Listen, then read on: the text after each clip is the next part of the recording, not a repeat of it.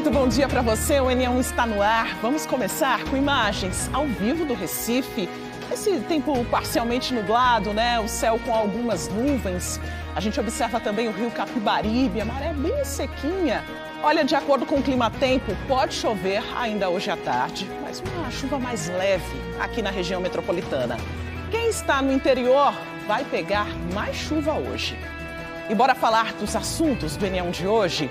O dia começou sem o metrô no ramal Camaragibe, que pertence à linha Centro. Um problema na rede de energia deixou 40 mil pessoas prejudicadas. De acordo com a CBTU, não há previsão para o retorno dos trens nesse trecho. Tem cobrança do calendário do NE1, no bairro Celeiros das Alegrias Futuras. O nome é até bonito, né?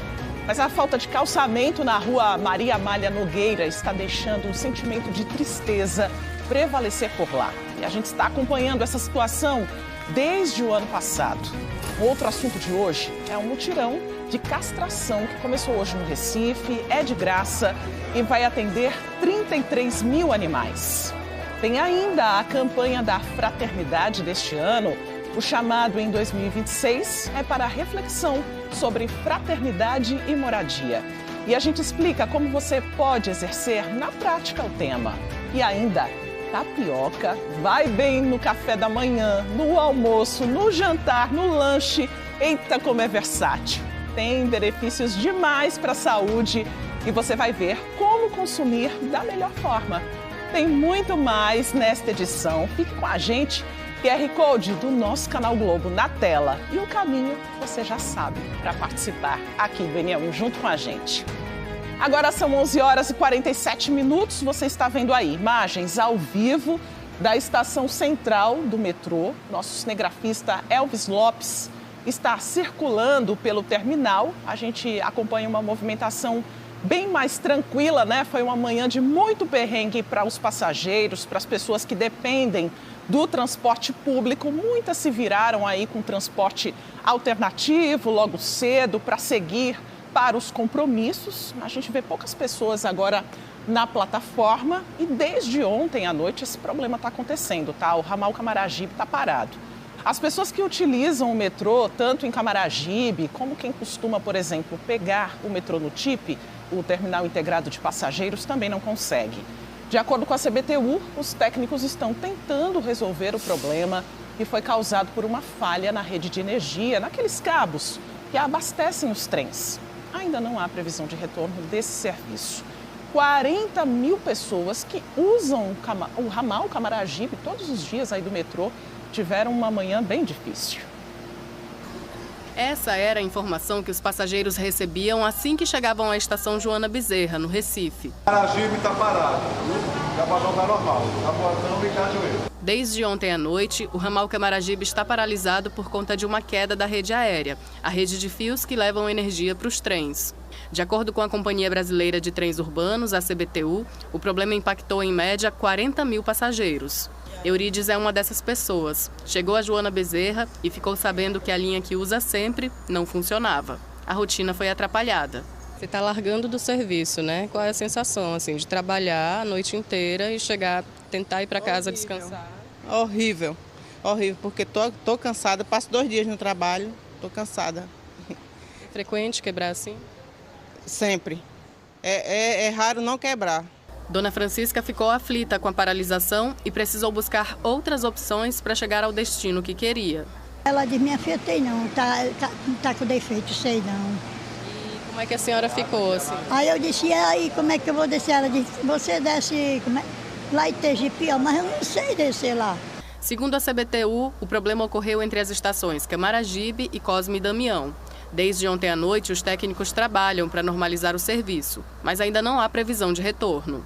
O Grande Recife, consórcio de ônibus, foi acionado para criar linhas especiais de reforço aos passageiros.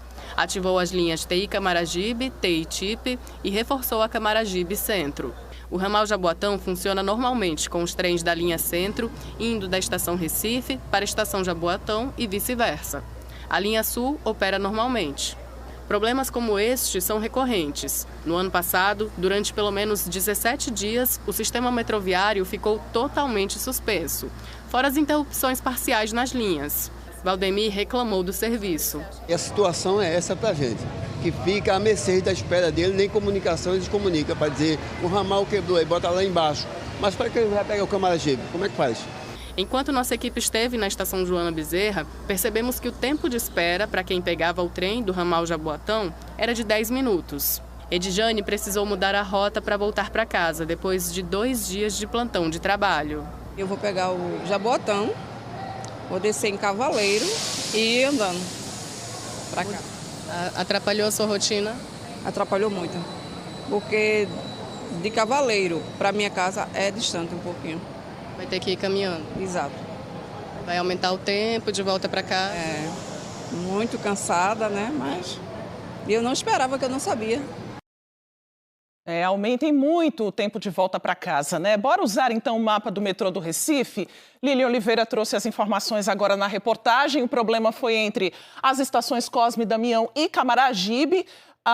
Alto do Céu, Curado, Rodoviária, Cosme Damião e Camaragibe foram afetadas, né, por causa desse problema da rede aérea e, consequentemente, todo o ramal Camaragibe, mostrando aqui para você a linha centro, né? Desde a estação Recife até Camaragibe. Mas os passageiros tiveram essa opção ainda na linha centro, pelo ramal Jaboatão, usando os trilhos, né? Os trens conseguem, na verdade, chegar até Coqueiral. Então, é uma opção para esse passageiro parar aqui no Barro ou então parar em Coqueiral, usar os terminais integrados de ônibus para só então seguir aí o seu destino até Camaragibe. Lembrando que a linha sul do metrô está funcionando normalmente.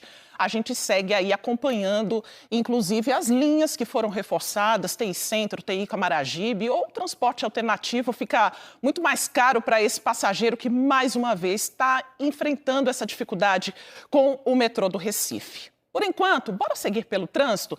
Quero mudar o mapa agora e te mostrar imagens da Avenida Abdias de Carvalho, nos Torrões. A gente continua circulando para você que está no trânsito agora, 11 horas e 52 minutos, está circulando pela cidade, está indo em direção à BR-232, você já consegue ver essa movimentação para sair do estado, no lado esquerdo do seu vídeo, no lado direito os motoristas que estão indo lá sentido centro do Recife, sentido Agamenon Magalhães. Bora para as nossas rodovias federais também, quero te mostrar a BR-101, ali no ponto da cidade universitária, a gente consegue ver uma movimentação até tranquila do trânsito, sem engarrafamentos para esse motorista que está passando aí por essa região. A gente volta agora aqui para o Recife, Avenida Norte, mostrando para você ali pelo bairro da Mangabeira, tudo bem tranquilo no trânsito também para quem está passando aqui pelos bairros da Zona Norte do Recife.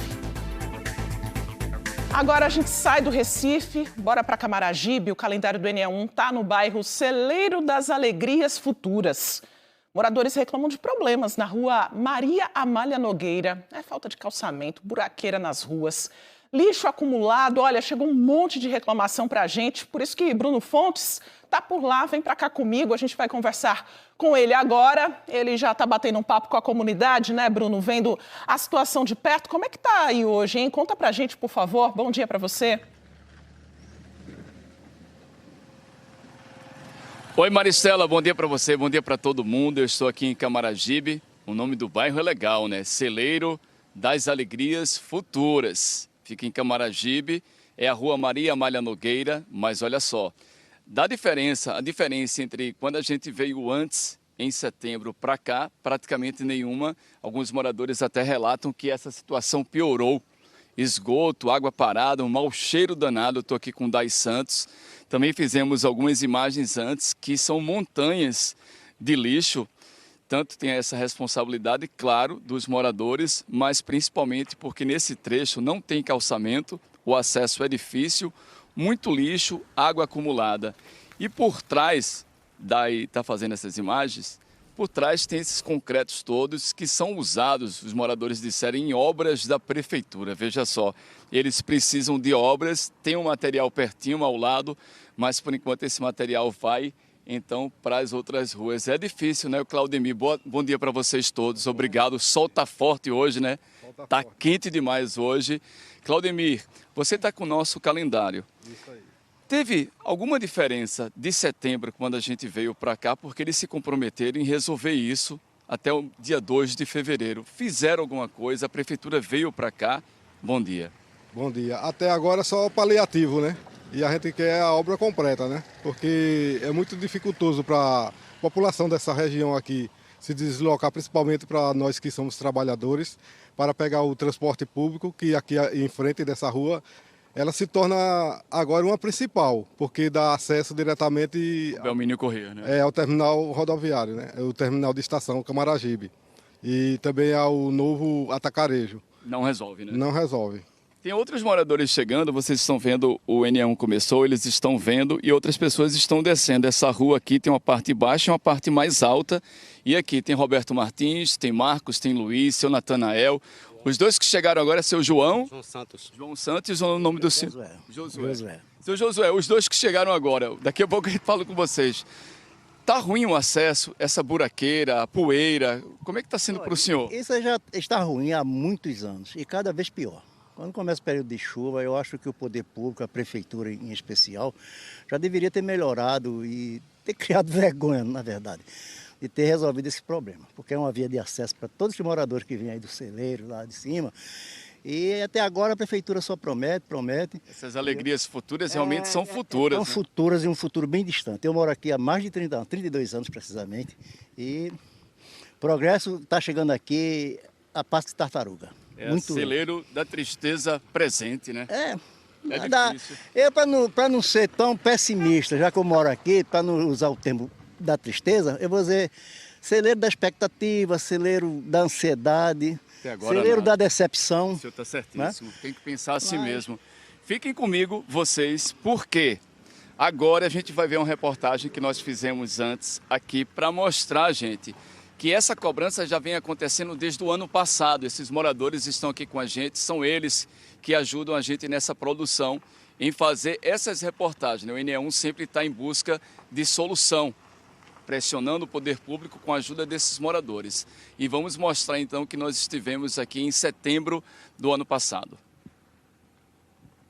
Estivemos na rua Maria Amália Nogueira no dia 1º de setembro do ano passado. Moradores enviaram este vídeo para o Canal Globo mostrando a situação. Por lá, a sujeira do lixo acumulado tinha virado rotina para a população. A rua estava toda esburacada e não tinha calçamento. No local também tinha pedaços de pista onde deveria ser uma calçada. Moradores também reclamavam da falta de iluminação pública. A gente não tem iluminação, esse é o único acesso que a gente tem direto à integração, né?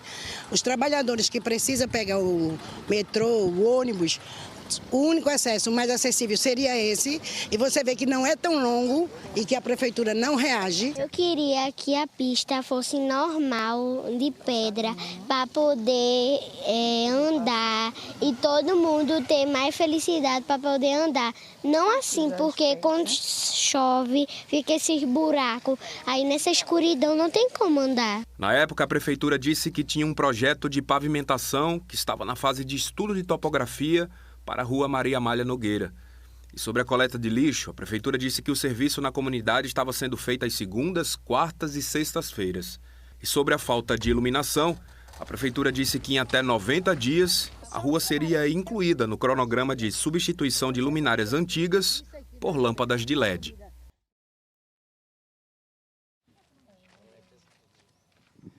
Vocês viram então a cobrança que nós fizemos, essa resposta que foi repassada pela Prefeitura de Camaragibe, mas realmente eles sabem da situação, da realidade desses moradores, mas até agora não resolveram. Seu Natanael, o que é que tem aqui ao lado? Essa área bem grande aqui com pedras, concreto, esses blocos aqui de cimento. É uma fábrica de piso, né, para fazer calçamento, melhorias nas ruas. Infelizmente o prefeito não vê a nossa, na frente da fábrica dele.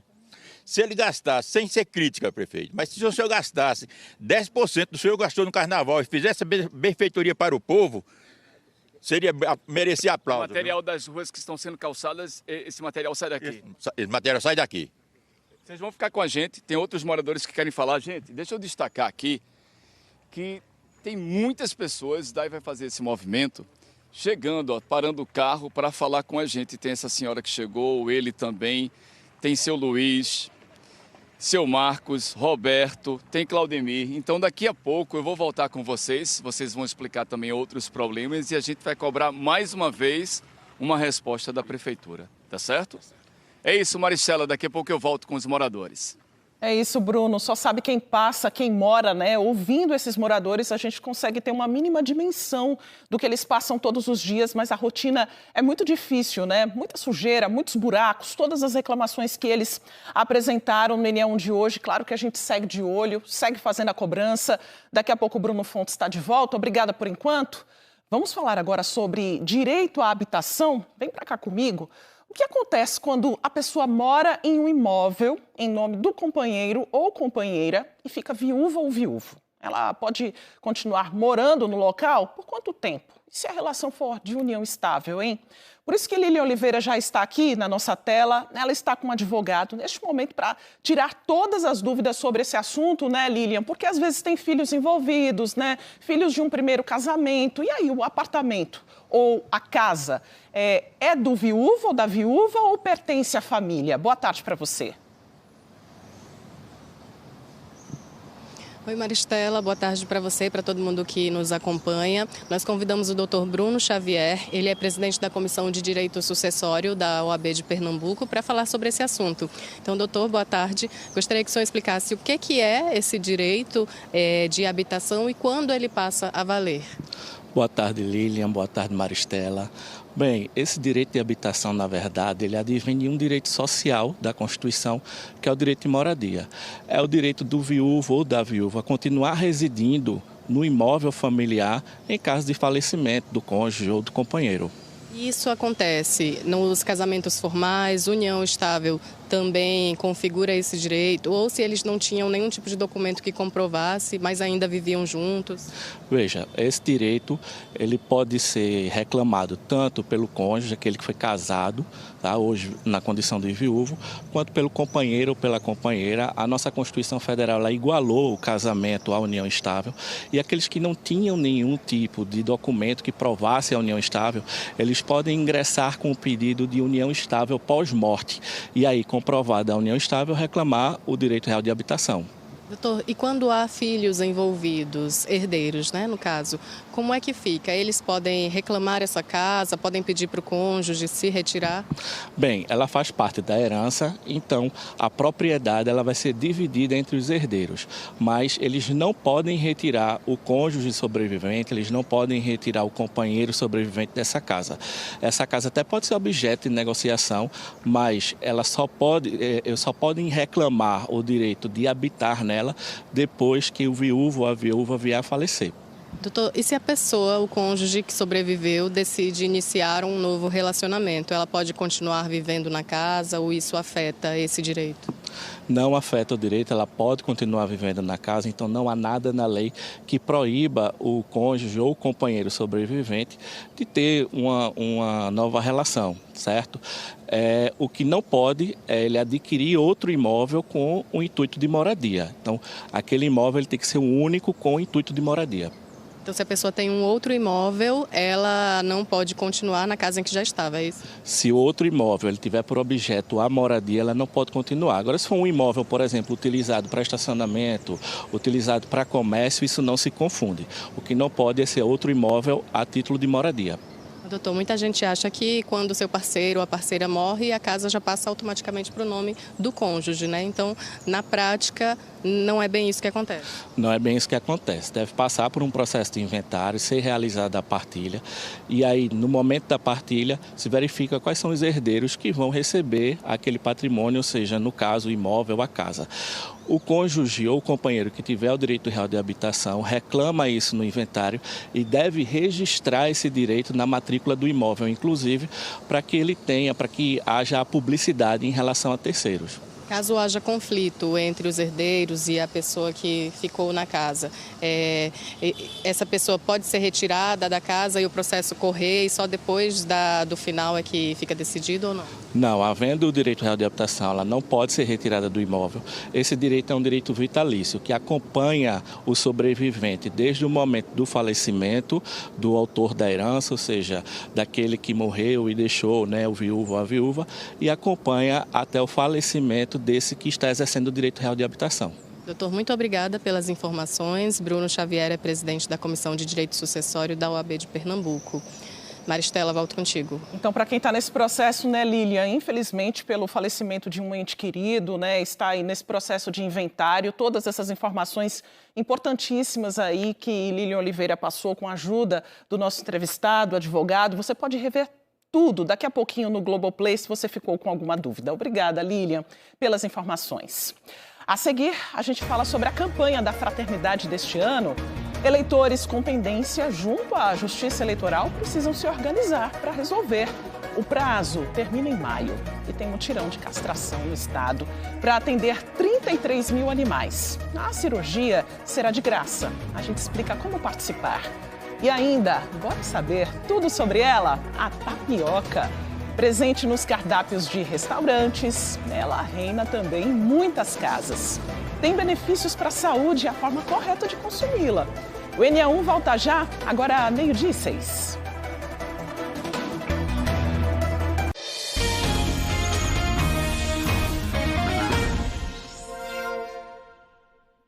NA1 de volta e todos os anos a Confederação Nacional dos Bispos do Brasil, a CNBB, lança a campanha da fraternidade no início da quaresma.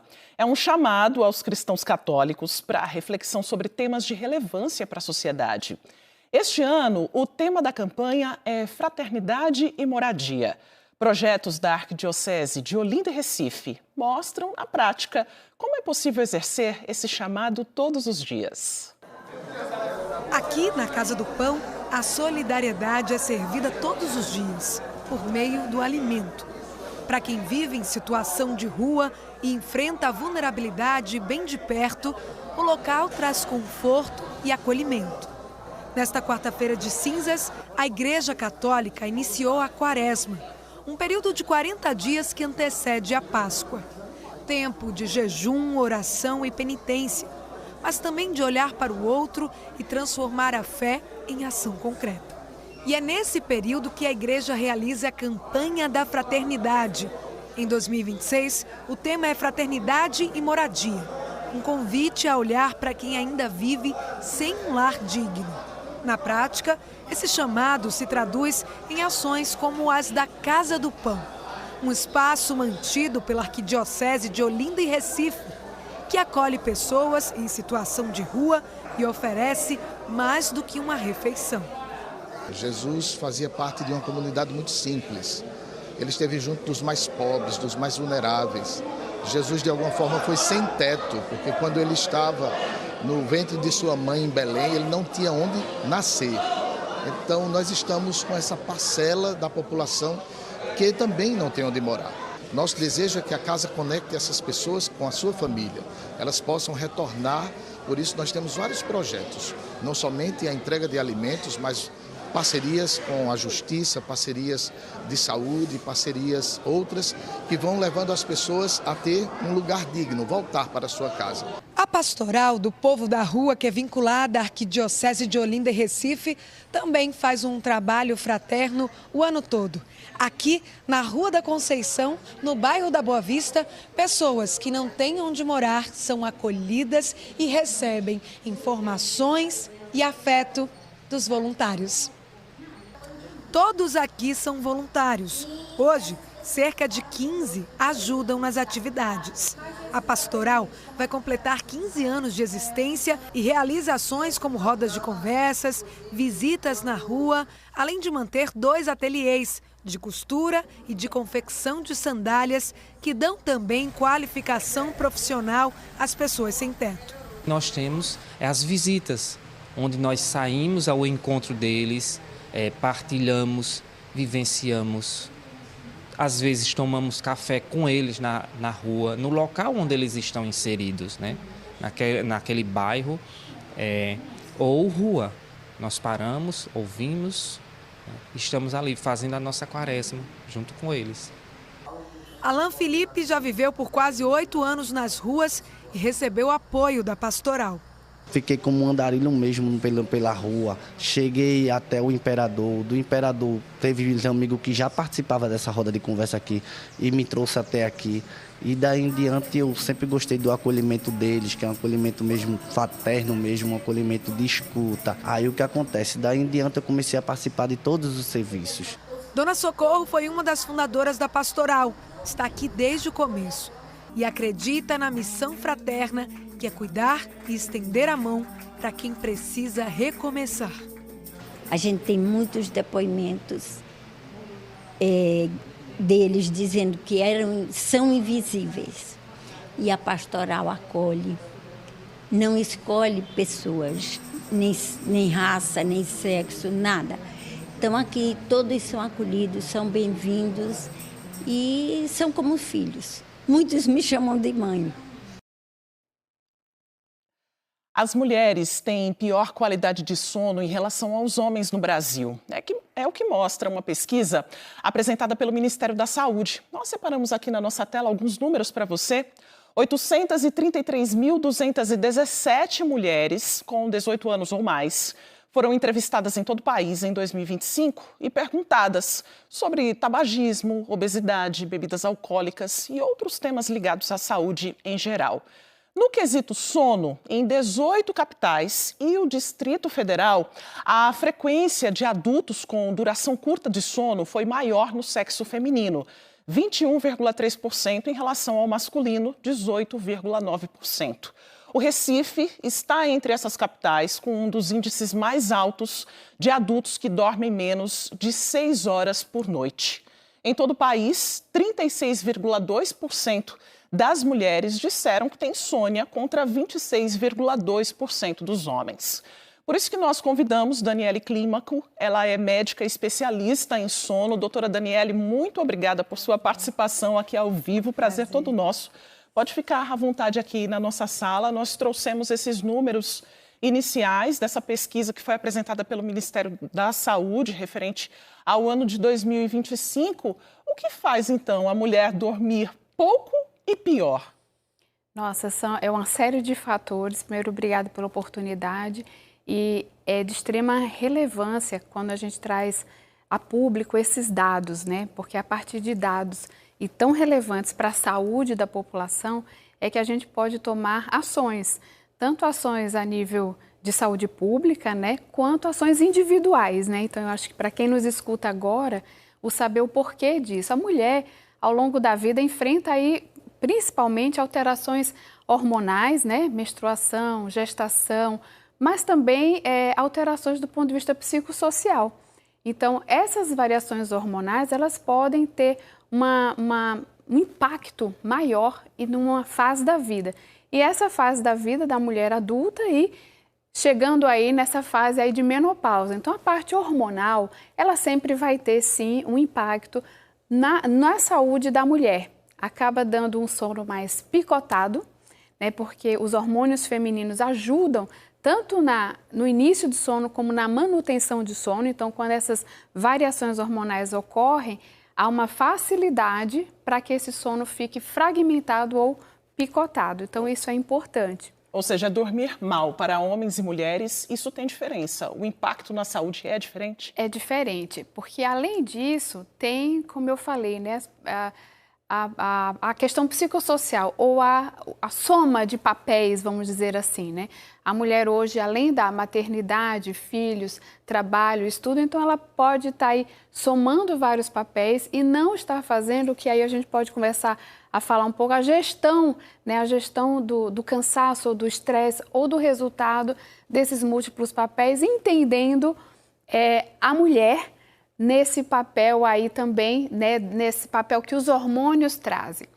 Além disso, nessa pesquisa aí do Vigitel, que é uma pesquisa extremamente relevante, ela traz à luz aqui a prevalência maior também de obesidade, diabetes, e do sono, das queixas de sono. Tem várias outras doenças relacionadas, inclusive doenças crônicas, né, que começam com essa falta de qualidade do sono. É isso que eu queria colocar aqui para vocês que nos escutam, é que o sono, ele é um pilar na saúde global.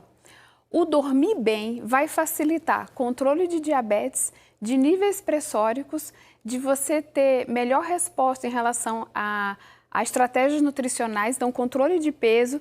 Então, todos os outros fatores que essa pesquisa mostrou que há uma prevalência maior de adoecimento, quando a gente favorece sono em quantidade. Então, dormir, que é a gente colocar o sono no seu lugar de importância. Dormir o tempo suficiente, investigar sobre a qualidade do sono, ou seja, a mulher que está com queixas relacionadas ao sono, ela precisa procurar investigação médica. Porque quando é necessário, reposição hormonal, quando não há contraindicação. E mesmo avaliações quanto à tireoide ou a apneia do sono, que também é uma outra situação que começa a subir nessa fase na vida da mulher. Um ganho de peso, uma redução do tônus muscular e passar a roncar mais e ter a apneia do sono. São várias consequências, né, doutora? A senhora falou sobre tempo, né? Muitas entrevistadas nessa pesquisa disseram que dormem menos de 6 horas por noite. E outra coisa relacionada também elas têm dificuldade para começar a dormir e depois elas têm dificuldade para manter esse sono. Então, o que de fato a gente pode chamar de qualidade de sono? A qualidade de sono eu vou acordar e vou ter a sensação mesmo, a percepção de sono reparador. Acordar cansado não é normal. Então, acordar cansado é um alerta. É um alerta. Será que eu estou dormindo tempo suficiente? E aí eu posso adotar estratégias individuais? Não. Eu posso ir para a cama mais cedo, sim. Eu estou deixando a luz mais tempo acesa. Eu estou estudando além do tempo, lendo, trabalhando, somando tarefas e restringindo o tempo de sono. Sono insuficiente. E que tempo suficiente é esse? Olha, para o adulto, em torno das 8, 9 horas, excelente. O que é péssimo, dormir menos que 6 horas já é um alerta para que você, deixa eu entender que quando eu vou dormir em tempo suficiente, nós vamos ter mais produtividade, criatividade, solução de problemas e estabelecer saúde global, porque os nossos hormônios como um todo, imunidade, o repouso cardiovascular, a gente até mantém peso enquanto dorme, porque esse sistema todo que a gente chama de homeostase, que é equilíbrio mesmo do nosso organismo, ele acontece ao longo da noite. E a mulher ainda tem uma chance maior de ansiedade e depressão. Então, esses múltiplos papéis, as pressões psicossociais, e isso, se o sono não é de qualidade e em quantidade, não há um benefício dele em relação a essa limpeza neuronal, né, que acontece mesmo, que o sono proporciona esse bem-estar, o humor e a satisfação no dia seguinte. O estilo de vida conta muito, né, doutora Daniele? Quero muito agradecer a sua participação aqui ao vivo com essas informações para a gente ter ainda mais atenção para a qualidade do nosso sono, pedir ajuda médica quando isso for necessário.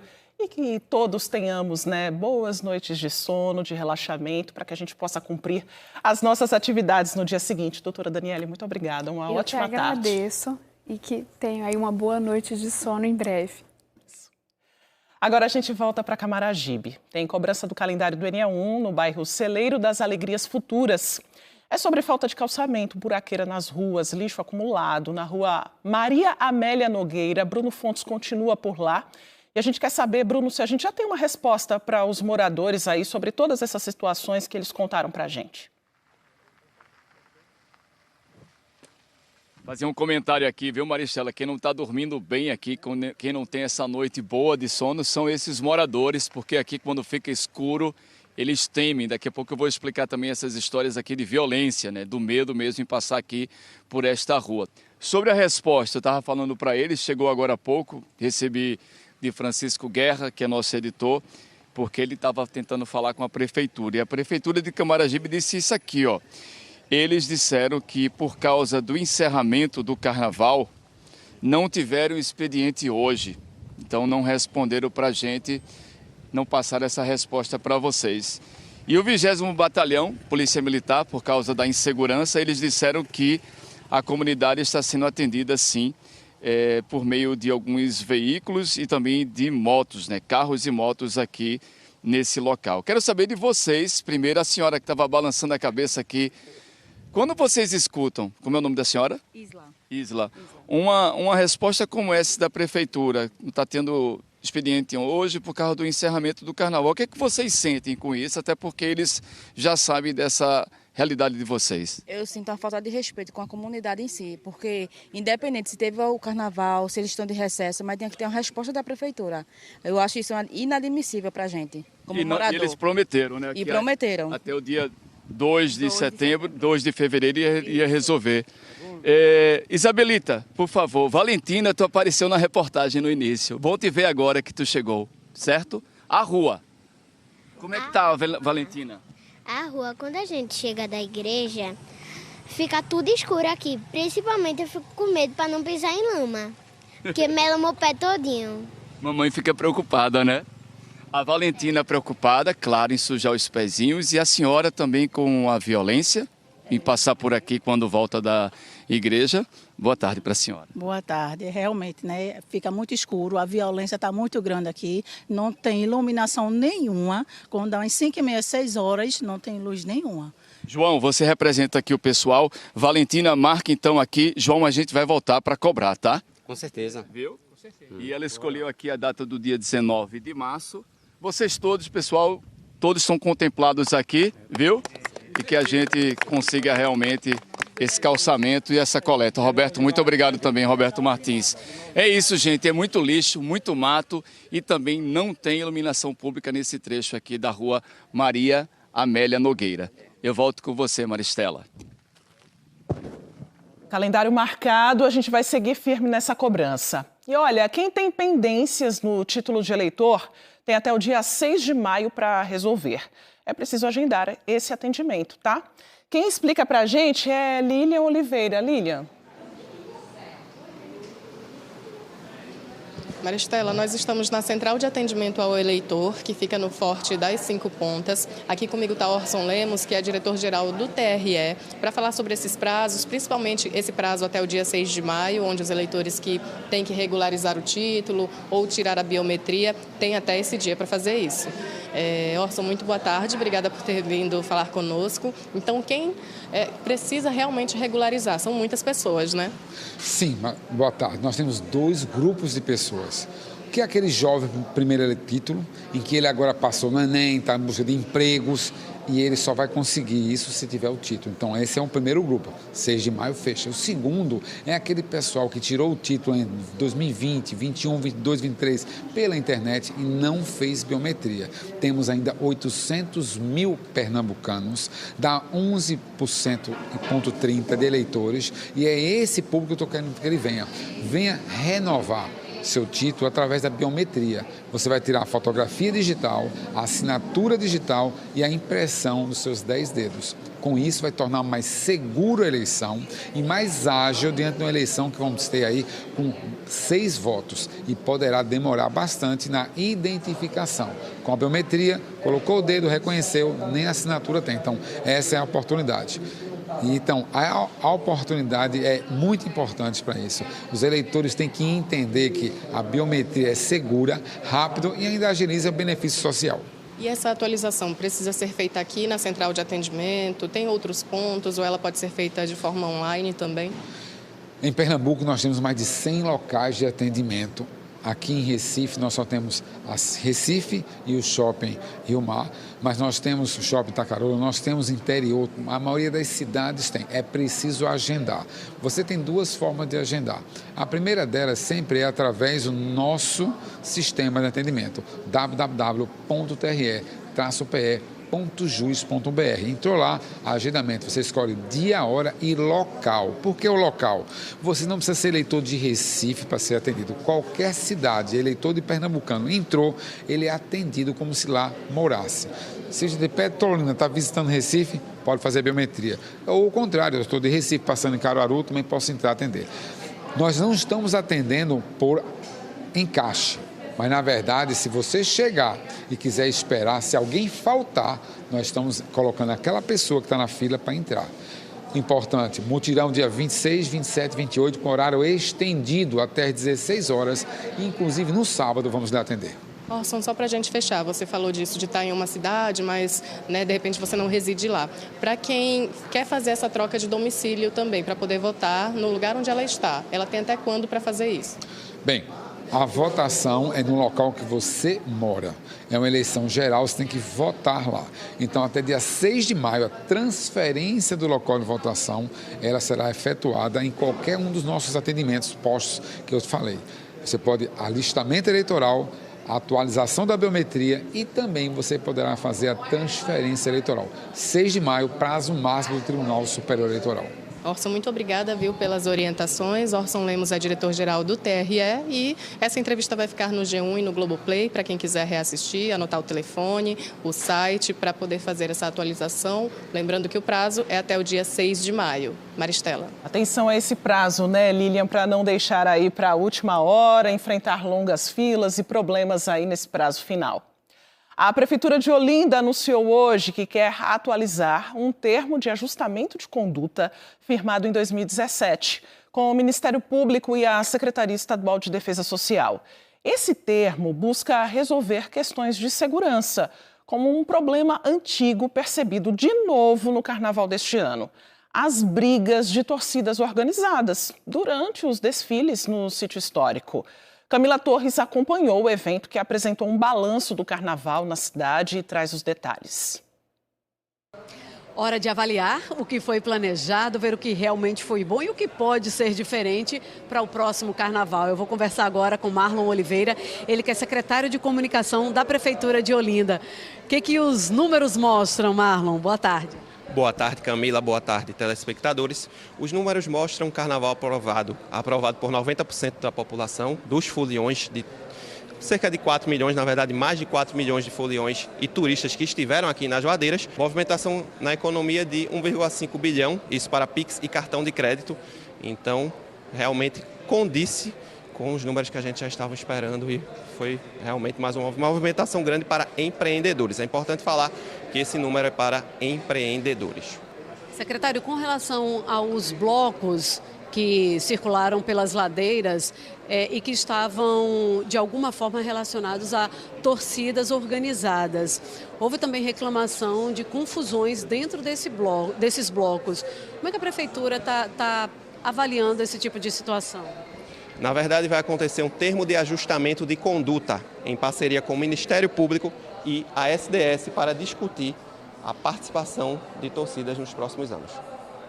Há a possibilidade de não ser permitido, então, para o ano que vem? Tudo vai ser devidamente avaliado com o MP, até porque a nossa ideia, o nosso objetivo é que realmente as participações aconteçam de forma organizada. Secretário, a gente recebeu reclamação de pessoas que participaram do Carnaval de Olinda no sítio histórico com relação ao lixo acumulado nas ruas durante a passagem dos blocos, ou seja, durante o dia. Como é que foi feito o planejamento? Houve algum problema na logística?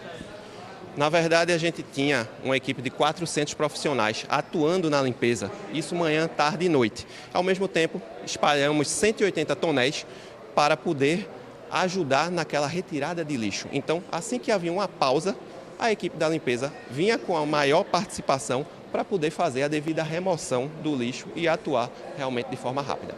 Houve um aumento no número esperado, porque ano passado a gente teve um recolhimento de 35,5 toneladas de materiais recicláveis. Esse ano a gente teve 55 diretamente aqui nas Joadeiras e em outros eventos que aconteceram, então houve essa soma com mais 9 toneladas. Com relação aos veículos que circularam no sítio histórico, também houve reclamação de pessoas falando de carros dentro dos blocos e a insegurança que ficava para os foliões. Houve problemas com relação aos bloqueios que foram montados aqui no sítio histórico? Os bloqueios funcionaram. Na verdade, a gente teve uma diminuição de número de carros em comparação ao ano passado. Houve uma diminuição de 20 mil veículos por dia diariamente, até porque a gente conseguiu, com o sistema de tag veicular, impedir a falsificação de adesivos, coisa que acontecia em outras edições. Então a Prefeitura fez um ordenamento melhor, inclusive para carga e descarga, para passagem de blocos acontecer de uma forma melhor. Então esses serviços de carga e descarga aconteceram entre 3 e 8 horas da manhã, com os veículos precisando sair até 8h30. Isso facilitou o fluxo aqui no sítio histórico. Veículos que estavam adesivados puderam entrar e quando acontecia esse caso, equipes de trânsito iriam atuar e também a gente teve ordenamento de blocos na cultura. Pessoas da cultura exclusivamente para fazer esse ordenamento. Então também tinha uma integração de avisar a equipe de trânsito para que realmente houvesse a fiscalização e acontecesse a devida saída de forma correta. 12h33, bora seguir pelo trânsito. Elvis Lopes está circulando hoje de carro, tá? Para te mostrar alguns pontos da cidade, você confere aí o movimento na rua José Bonifácio, no bairro da Torre. Os motoristas que estão nesse mesmo sentido que Elvis Lopes está mostrando para a gente, os motoristas seguem para outros bairros aí da zona norte da cidade, como Casa Amarela, Casa Forte, Espinheiro. Olha ali o termômetro marcando 30 graus. E a gente vai junto com ele no trânsito, um pouquinho mais lento em alguns pontos, mas fluindo, e a gente vai junto aí nesse passeio pela zona norte do Recife. E a gente segue falando de um grupo de ação social que funciona em Olinda. É uma ONG que tem reforço educacional de graça para crianças de 6 a 12 anos. Além disso, os voluntários também fazem distribuição de alimentos com a ajuda de doações. Natália Dielu está por lá. Conta um pouco mais para a gente sobre essa ONG. Natália, boa tarde para você. Boa tarde, Maristela. Boa tarde a todos. Estou aqui na ONG que fica no bairro Alto Sol Nascente, em Olinda. Estou ao lado de Edson Santos, que é presidente da ONG. Estou junto dessa garotada que está aqui. Eles acabaram de almoçar, agora estão fazendo atividade, porque a ONG funciona como um contraturno escolar. Então, dá esse apoio às famílias aqui da comunidade, recebendo as crianças no horário em que elas não estão na escola. Então, aqui elas fazem duas refeições, almoçaram um almoço muito gostoso agora, que eu ouvi muita gente dizendo aqui que estava comendo devagarzinho, porque estava muito gostoso, não foi? Deixa eu só falar, antes de falar com o Edson, deixa eu falar aqui com as meninas que estão por aqui. Tudo bem? Qual é seu nome? Lorena Letícia. Lorena, há quanto tempo você está aqui na ONG? Faz um tempinho. O que é que você acha aqui do trabalho do pessoal? Ela está pensando, ela está tentando se lembrar quanto tempo faz que ela está aqui. Deixa eu falar aqui com você. Qual é seu nome? Laura. E você, Laura, está há quanto tempo? O que é que acha do trabalho aqui? Como é que vocês se sentem quando estão aqui? Eu estou aqui há 6 anos e eu gosto muito daqui, dos meus amigos e das minhas professoras. E o que é que vocês fazem quando estão por aqui? A gente brinca, vai para a nossa sala de informática, faz a nossa tarefa e também lancha. O almoço é preparado por voluntários. Vou falar com o Edson agora, que estava acompanhando aqui a gente. Há quanto tempo existe? Como é que é o trabalho de vocês aqui? A gente existe aqui na comunidade há 9 anos, né? Eu e meu irmão Júnior Souza, a gente fez um trabalho bastante cuidadoso, né? E a gente viu que a comunidade precisava desse tipo de trabalho, né? De um reforço educacional gratuito, justamente para tratar as crianças de 6 a 13 anos de idade. Aí eles é o reforço escolar aqui, né? Reforço escolar, eles têm direito a aula de informática, tudo gratuito. E quantas crianças vocês atendem? Hoje estamos atendendo 70 crianças, né? Com essa idade de 6 a 13 anos de idade. Aí de manhã e de tarde? Pela manhã a gente atende 20 crianças, né? E à tarde a gente está atendendo 50 crianças. Todo mundo é voluntário aqui? Vocês também... Como é que vocês se mantêm aqui? Todos são voluntários e a gente sobrevive de doações, né? Então, aquelas pessoas que estão aí do outro lado, se quiser doar, vai lá no nosso Instagram, no @ONGGás, com 2S, @oficial, que lá vai estar todas as informações. E aqui vocês também fazem distribuição de sopa, né? Isso, a gente doa 280 litros de sopa toda quarta-feira, né, para toda a comunidade. Então, a gente atende 150 a 180 famílias. Gente, é uma comunidade mesmo muito vulnerável. A gente veio até aqui, essa questão de asfalto não tem, né? Então, é um apoio muito bacana que vocês recebem aqui, né? Qual é o seu nome? Núbia. Quantos anos você tem, Núbia? Tenho 13. E você está aqui há quanto tempo?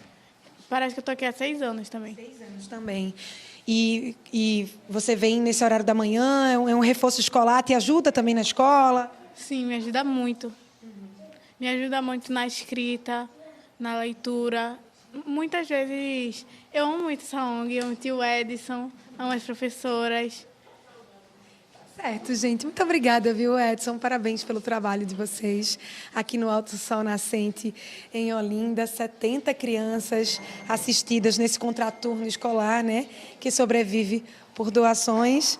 E a gente volta com você, Maristela. É a comunidade que se ajuda, né? Que tem iniciativas tão bacanas e que a gente sempre gosta de mostrar aqui no NE1, com atividades, com reforço escolar, com alimentação. Bom demais, viu, Natália? E logo mais, nos destaques do Jornal Hoje, você vai ver as informações sobre a prisão de um integrante da família real britânica. Oi, Kovalik. Olá, a gente vai se encontrar daqui a pouco no Jornal Hoje e você vai ver os desdobramentos da prisão do ex-príncipe Andrew, irmão do rei Charles do Reino Unido. A polícia apura se ele teria repassado informações sigilosas do governo britânico para Jeffrey Epstein, que comandava um escândalo internacional de pedofilia. É a primeira vez na história moderna que um membro da família real enfrenta uma acusação dessa gravidade. Atenção se você está se preparando para um concurso público. O ano eleitoral vai mudar um pouco as regras. Mais de 230 mil vagas devem ser abertas em órgãos estaduais, municipais e federais. Mas há algumas restrições. Atenção, hein? E o que fazer para conservar os alimentos desse calorão? Uma reportagem vai mostrar o que você precisa fazer para evitar desperdício e cuidar da saúde da sua família neste verão. E aí vai uma dica: escolha frutas mais verdes ou congele. No calor, aumenta o perigo de intoxicação alimentar. Espero você no Jornal Hoje. Até lá. Tutores de cães e gatos levaram os bichinhos hoje para serem castrados no castramóvel do governo do estado no Centro Esportivo Santos Dumont, em Boa Viagem. Foi o primeiro dia do programa lançado este mês e a meta desta primeira etapa é castrar 33 mil animais domésticos na região metropolitana e em algumas cidades do interior do estado. É grande a procura e o Parque Esportivo Santos Dumont ficou lotado a manhã inteira dos que conseguiram agendar um horário. O agendamento é feito pela internet. Fátima trouxe Jack Sparrow, John e a gatinha Patrícia. Ela tem outros bichinhos em casa, mas só eles ainda não tinham sido castrados. Aproveitar o mutirão, né, e contribuir para a empatia com os animais, né, para que o mundo fique melhor, para evitar doenças, para evitar que se proliferem nas ruas com doenças e sejam malvadados. Sara veio com Pérola e Fofinho. Ela conta que estava tentando castrar os dois fazia um tempão. Muito complicado achar castração assim de graça. No hospital veterinário tem. Porém, não castra maltês, não castra de raça, só SRD. Então, o meu maltês eu não conseguiria castrar. E aí, quando eu vi essa oportunidade do castramóvel aqui, foi super tranquilo o cadastro e, graças a Deus, eles chamaram rápido. Clevison e Rita têm 2 gatinhos castrados. Faltava a cachorrinha Mel. Eu não quero que ela fique, que ela tenha nenéns. E também por conta das questões de doenças, né? Que o povo diz que causa, né? Alguns câncer, Mas a princípio mesmo é porque eu não quero mais cachorro não, tá bom? Só ela mesmo. Vitória e Jessie vieram ainda com fantasia de carnaval. São castradas, mas estavam na ação para dar o exemplo. Mas a gente fez questão de aceitar o convite para estar aqui, para divulgar. E a castração ainda, infelizmente, é um mito, né, para algumas pessoas. As pessoas têm muita dificuldade, principalmente homens, a gente fala, castra ele. Não, tipo como se fosse... Mas não, gente, castração é vida, castração é saúde para o seu bichinho. A expectativa do governo do estado é fazer 33 mil castrações. Aqui no Recife, são 3 momentos, de hoje a sábado, de 24 a 28 de fevereiro e de 3 a 7 de março. O programa vai também para Olinda, Camaragibe e para o interior. Os animais passam por uma triagem antes de irem para o castramóvel. O Iliana estava esperando a gatinha sair da cirurgia. Fica aperreada de deixar a bichinha lá dentro? Só um pouco. Mas é pro bem dela, né? É, pro bem dela. Giovana levou o Floquinho, ainda meio anestesiado, para casa. O gato tá castrado e microchipado. Você sabe para que serve esse microchip? É para saber que ele já foi castrado, as informações dele, quem é a dona. Não sabia, não. Teu nomezinho tá lá. Eita. Dona de Floquinho. Eita. Mamãe de Floquinho. O link está disponibilizado no Instagram da Secretaria de Meio Ambiente, que é o @meioambientepe. Lá você entra, faz o seu cadastro, manda todas as informações pessoais, também dos animais, e aí posteriormente vai ser efetivada esse cadastro, e aí os animais e os seus tutores virão no dia e horário agendado para poder estar realizando esse controle populacional. A seguir, o assunto é retenção de líquidos. Você sofre com esse problema? Sabe o que causa? A gente explica com a ajuda de um especialista. E ainda os benefícios da tapioca, esse alimento que pode ser consumido com vários recheios e faz bem à saúde. O N1 volta já, agora 12h43.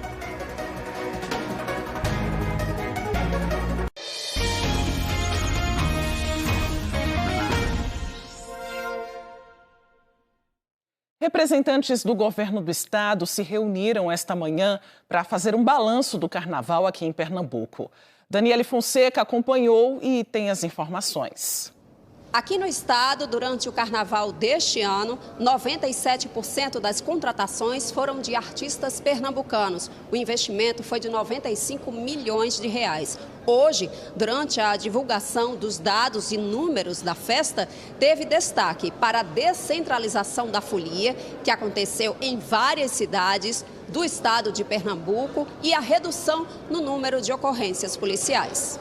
Houve a entrada de mais de 3 mil novos policiais, e esse ano foi o ano com o menor número de registros de homicídios de quinta a terça-feira, desde 2004 isso. Nós tivemos uma redução nas ocorrências de forma geral em 18% no número de registros, nos roubos em geral uma redução de 40%, e naquilo que eu considero que é a maior preocupação do folião, que é com o seu celular, dele ir e voltar para casa com o celular. 2025 já tinha tido o menor registro, e em razão desse reforço de efetivo que nós fizemos a partir de agosto, houve uma queda de 51% nos registros de celulares subtraídos no período de carnaval. Foram mais ou menos 1.300 atrações, sendo mais de 97% de artistas pernambucanos, sendo a maior parte da nossa cultura popular. A gente conseguiu avançar muito em relação à descentralização. O palco Pernambuco, meu país, a gente conseguiu abranger um maior número de municípios, chegar em todas as regiões do estado. Então, esse ano a gente pode dizer que chegou em mais de 100 municípios. Agora, quem tocou, quem participou do Carnaval de Pernambuco, vai mandar esse material, essa comprovação, e as equipes da Secretaria de Cultura, da Fundarp, da Impetu, vão fazer esse pagamento, e isso é monitorado pela nossa governadora para que seja feito em tempo recorde. Até quando isso deve ser quitado? Depende muito dessa parte de comprovação, né? Pode ser 20 dias, 30 dias, depende muito da comprovação. Agora a gente espera essa comprovação dos artistas para poder realizar os pagamentos, mas a equipe está toda empenhada nisso. E depois do carnaval, para muita gente, a maratona da folia, com bebida alcoólica e alimentação desregulada, trouxe um certo inchaço e peso extra na balança. E aquela sensação de estar com o corpo estufado, sabe? Desconforto mesmo, que em muitos casos pode estar relacionado com a retenção de líquidos. Lilian Oliveira está com uma médica endocrinologista que vai falar sobre esse assunto, né, Lilian? Como é que a gente se livra desse inchaço agora, hein? Pois é, hora de recuperar aí os exageros, né, que foram feitos aí durante o carnaval. Eu estou aqui com Maria Amazonas, doutora Maria Amazonas, é médica endocrinologista. E assim, esse aumento de peso não necessariamente é um aumento da gordura, pode ser retenção de líquidos também, né, doutora? Boa tarde. Boa tarde, Lilian. Perfeita a colocação. Realmente, nesse período pós-festas, né, foram 4 dias intensos de muita ingesta de bebida alcoólica, comida salgada, embutidos, tiragostos. Isso tende a levar a uma retenção de líquido muito mais do que formação de gordura corporal propriamente dita. E quais são os sinais de que o corpo está retendo isso? A pessoa começa a perceber realmente um inchaço, como é conhecido, que predomina geralmente na região de tornozelo, membros inferiores. O álcool ele leva a um edema bem característico de face, em abdômen e mãos também. Né? E sem falar que a pessoa tem uma sensação de peso nas pernas, a sensação de que está mais pesada mesmo. que fazer, doutora, nessa situação? O mais importante, Lilian, é que as pessoas voltem para a sua normalidade, digamos assim. Então, se preocupar em ter uma alimentação saudável, com pouco sal. Hidratação é fundamental, diferente do que alguns imaginam. Ingerir mais água não aumenta a retenção de líquido e sim diminui, ajusta a eliminar aquele excesso. A prática do exercício físico, voltar a cuidar do sono, uma alimentação rica em frutas, em fibras. Com isso você vai restabelecer todo o processo metabólico do corpo, levando ao reequilíbrio. Doutora, o que essa retenção pode trazer de negativo à saúde? Então, a pessoa se fica cronicamente retida, isso provavelmente é reflexo de uma alimentação de má qualidade, da falta da prática de exercícios físicos, comprometimento de sono, às vezes até estresse. Então, primeiro que tudo, é observar como está a saúde como um todo. É preciso eliminar outras possíveis causas, caso esse edema persista, né? Então, se a pessoa melhorou a alimentação, melhorou o sono, está se exercitando e mesmo assim ela permanece observando o inchaço, ela deve se preocupar em investigar mais a fundo a causa dessa retenção de líquido, que aí deixa de ser o carnaval e passa a poder ter por detrás um outro comprometimento, como uma doença no rim, uma doença no fígado ou até mesmo um problema cardíaco. Então tem um tempo para que a pessoa volte a essa rotina e aí ela perceba que aquilo já não é algo passageiro, pode ser um indicativo de alguma outra doença? Sim, veja, se você voltou a uma alimentação saudável, equilibrada e mesmo assim permaneceu o edema, a retenção de líquido, aproximadamente em uma semana após isso, se persiste, deve-se investigar. A gente sempre deve lembrar também de possíveis alterações hormonais, como por exemplo na tireoide ou uma diabetes que não sabia se ter, e investigar a sua saúde como um todo. Doutora, a gente fala desse exagero em relação ao álcool, às comidas, mas as pessoas também ficam privadas de sono nesse período, né? Então essa falta de sono, de descanso apropriado também interfere nisso, também influencia? Bastante. Cada vez mais o sono ele ganha espaço quanto à saúde do ser, do indivíduo, né? Então aquela pessoa que tem um comprometimento tanto no tempo de sono e também na qualidade do sono, ela tende a ter uma recuperação, né, do desgaste do dia de forma insuficiente e com isso podendo acarretar em graves problemas de saúde, inclusive num processo metabólico comprometido, levando a uma maior retenção de líquido. Muita gente recorre a chás, diuréticos, isso é indicado também?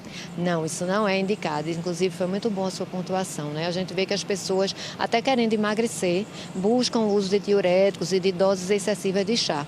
E isso a gente não só não leva a um resultado positivo, como também pode levar a problemas mais graves. Então, alguns chás, se você toma em excesso, pode levar a uma lesão tanto hepática quanto renal e o uso de diuréticos pode levar a distúrbios hidroeletrolíticos graves, ou seja, problema no sódio, no potássio, isso tudo acaba resultando em até comprometimentos maiores de saúde, muito maior do que uma retenção de líquido.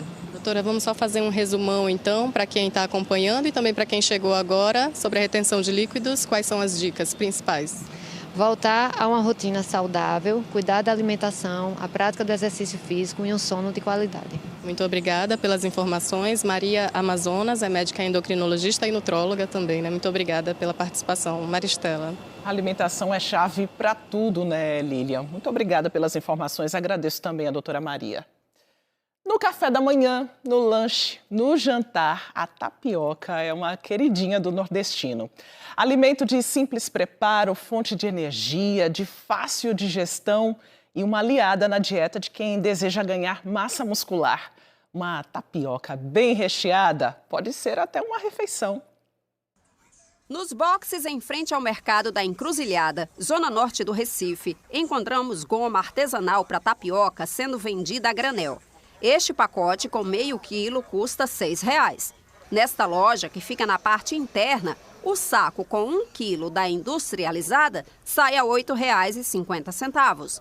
Seu Tarcísio disse que por semana vende umas 15 unidades e que o produto tem sido procurado por muita gente que gosta de praticar atividade física. Eles chegam aqui falando realmente da parte nutricional, né? Que dá muita energia. Como houve essa intensificação do pessoal malhando, crossfit, academia, muita corrida, então realmente aumentou bastante a venda da goma de tapioca. Aqui também vende a tapioca já pronta, em vários restaurantes e lanchonetes. Dona Maria das Dores, que tem um comércio dentro do mercado, prepara com vários recheios.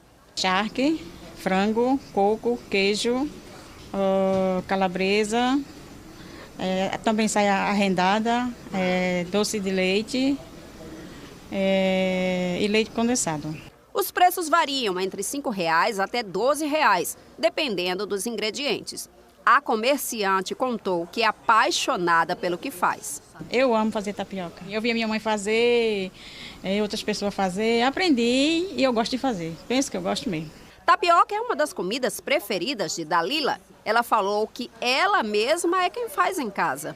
Eu costumo colocar ovo, né, batido, mexido. Pego 2 ovos, bato, coloco na frigideira, coloco uma camada de queijo coalho e depois eu polvilho a tapioca em cima, vira tipo uma panquequinha. Para termos uma receita ainda mais rica e saudável, fomos até a casa de Naomi, que é nutricionista. Ela falou sobre as características e qualidades desta iguaria. A gente precisa complementar essa goma de tapioca porque, como ela vem da mandioca, ela passa por esse processo de refinamento e as principais fibras dela são retiradas. Então, por isso que é interessante a gente acrescentar chia, linhaça, semente, para ter fibras aí nessa refeição. É indicado para quem faz atividade física por quê?